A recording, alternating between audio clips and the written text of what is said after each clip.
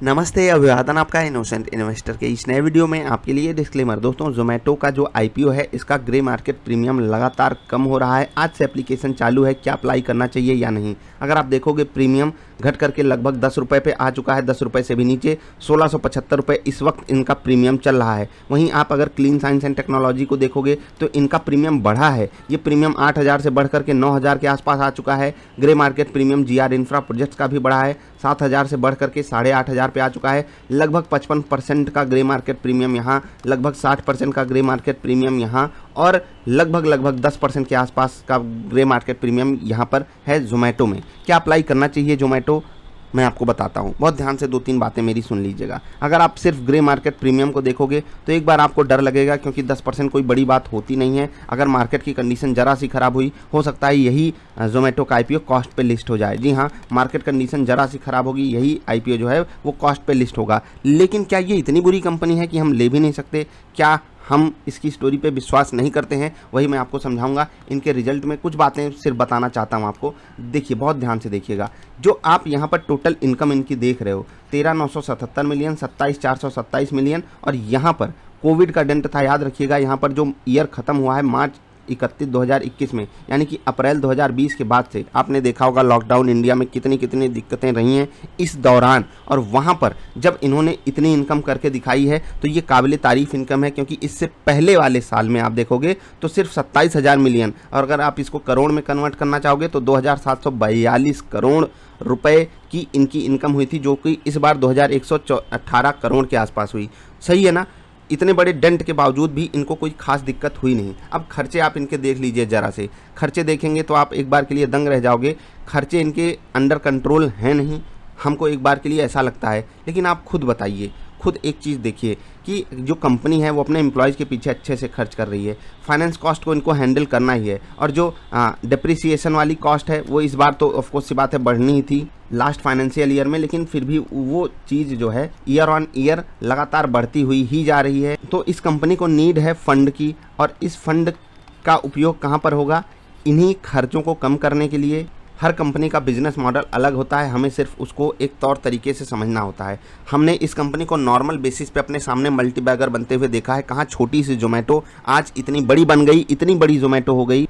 तो हम बीएससी उस पर कंपेयर करें ना एक्सचेंज पे, तो ये हज़ारों कंपनी से आगे आकर लिस्ट होने वाली है। इनका मार्केट कैप इतना बड़ा होने वाला है, आप सब जानते हो। लेकिन फिर भी आपको एक बार के लिए अगर डर लग रहा है तो सिर्फ इतना याद रखिएगा, अमेज़ॉन का बिजनेस मॉडल इंडिया में जाकर चेक कीजिए कि वो कितने लॉसेस झेले हैं, और बड़े लॉसेस। फ्लिपकार्ट का बिजनेस मॉडल भी लगभग सिनारियो उनका अलग है, उनके पास अलग सर्विसेज हैं, इनके पास अलग सर्विसेज हैं। लेकिन जो इंटेंशन है इन लोगों की वो यही है कि एक बार कस्टमर को अपने पास लाओ, भले ऑफर देकर लाओ, भले उनको फ्री में सेवाएं देकर लाओ, समझ रहे हैं? बस एक बार लाओ, जैसे जियो ने किया। जैसे आप अपने लोकल दुकानदार के पास जाते हो ना, वो 100 रुपये का सामान बताता है, आप बोलते हो भैया हम 70 रुपये ही देंगे, वो एग्री हो जाता है। क्यों? क्योंकि वो अपने कस्टमर को भगवान समझता है, नहीं लौटने देना चाहता, जिससे आप दोबारा उसके पास जाओ। केवल इसीलिए आप दोबारा उसके पास जाओ, इसलिए वो रेडी है इस बार आपको कॉस्ट टू कॉस्ट देने में, जबकि उसके यहाँ बिजली का खर्चा, किराए का खर्चा, एम्प्लॉयज़ का खर्चा सब कुछ जा ही रहा है। तो ये रिजल्ट मैंने आपको इसलिए दिखाया है कि आप साफ समझ सको कि रेवेन्यू इनका लगातार बढ़ता हुआ जा रहा है। अगर यहाँ पर कोविड का डेंट नहीं होता, यहाँ पर भी रेवेन्यू अच्छे से बढ़ता, और ऐसी बढ़ती हुई रेवेन्यू वाली कंपनियों में आप इन्वेस्ट नहीं करोगे तो कहाँ करोगे? लॉन्ग टर्म के लिए मुझे बहुत पसंद है ये कंपनी। मैं फिर से कह रहा हूँ, अगर ये कॉस्ट पे लिस्ट भी होता है और वहाँ से 15% नीचे मिलता है, मैं क्वांटिटी ऐड करूँगा। वहाँ से 30% नीचे मिलता है, मैं क्वांटिटी ऐड करूँगा। इसलिए अप्लाई करना है। और जब आईपीओ में आपको कोई शेयर मिलता है तो आप 20 साल 30 साल बाद अपने बच्चों से भी तो कह सकते हो, भाई देखो आईपीओ में मैंने लिया था। बाकी जिनको सिर्फ फंड से मतलब है, पैसे से मतलब है, वो तीसरे दिन का वेट कर लें। आज कल छोड़ दीजिए, आप एक दिन बाद अप्लाई कर लीजिएगा। वहाँ पर आप ग्रे मार्केट प्रीमियम देख लीजिए, अगर बढ़ता है तो अप्लाई कर दीजिएगा, अगर यहीं रहता है तो सिर्फ ग्रे मार्केट प्रीमियम देख करके यहाँ पर समझदारी नहीं होगी। मैं यही बात आपको समझाना चाहता हूँ, क्योंकि मार्केट की कंडीशन ज़रा सी खराब हुई, यही ग्रे मार्केट प्रीमियम 0 हो सकता है, फिर आपको तकलीफ हो सकती है। लेकिन जो लॉन्ग टर्म स्टोरी पे गेम खेलना चाहते हैं, जो ये समझते हैं कि ये 1600 रुपये अगर कॉस्ट टू कॉस्ट भी आ गए हमें कोई तकलीफ नहीं होगी, जिनको जोमेटो का बिजनेस मॉडल पसंद है, वो आराम से अप्लाई करें। मैं खुद अप्लाई कर रहा हूँ, आपको भी करना चाहिए।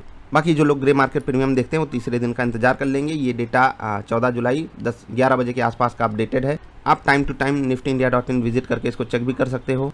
आप में से 80 से 90% लोग सिर्फ लिस्टिंग गेन के लिए अप्लाई करते हैं आईपीओ, तो आपको इंतज़ार ज़रूर करना चाहिए। तीसरे दिन का इंतज़ार ज़रूर कीजिएगा, क्योंकि उसका इंतज़ार करने में आपका कोई लॉस नहीं है। क्यों? क्योंकि प्रोबेबिलिटी आपकी कम होगी नहीं, ठीक। तो फिर आपको दिक्कत क्या है? तीसरे दिन जो अप्लाई करता है उसको भी उतने ही चांस मिलने के जो पहले दिन के पहले मिनट में अप्लाई करता है। तो आप क्यों तकलीफ़ उठा रहे हो? इंतज़ार कर लीजिए।